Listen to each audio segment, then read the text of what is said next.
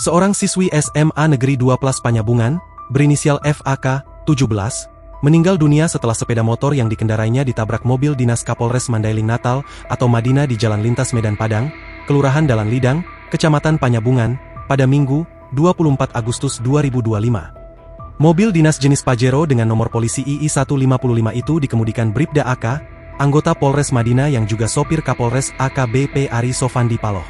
Kepala Seksi Humas Polres Madinah, Ibtu Bagus Seto mengatakan, mobil dinas Kapolres Madinah mengalami kecelakaan di Jalan Nasional, sekitar pukul 10 waktu Indonesia Barat. Mobil yang dikemudikan oleh driver Kapolres Madinah, berinisial Bribda AK itu, menabrak pengemudi sepeda motor Honda Vario nomor polisi BB 3389RZ yang dikemudikan oleh FAK, 17, warga desa Parbangunan, Panyabungan, ujar Bagus lewat pesan singkat, Senin, 25 Agustus 2025. Bagus menjelaskan, mobil dinas Kapolres datang dari arah rumah dinas dan hendak menuju Mapolres Madinah. Sekitar 1 km dari rumah dinas, tiba-tiba dari arah berlawanan datang sepeda motor yang dikendarai korban dan berbelok ke kanan jalan. Korban datang dari arah berlawanan, dan tiba-tiba berbelok ke kanan.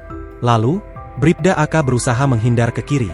Namun terjadi tabrakan, sehingga menabrak korban dan warung, ungkap Bagus.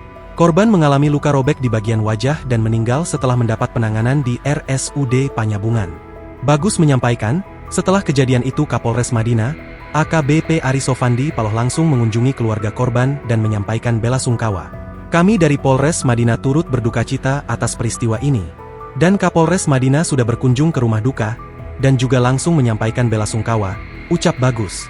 Sementara terhadap Bribda AK, menurut Bagus, sudah diproses di Propam Polres Madinah serta dilakukan tes urin. Polres Madinah menangani sesuai dengan prosedur yang berlaku. Dan Bribda AK tengah diproses di Propam, hasil tes urin negatif narkoba, kata Bagus.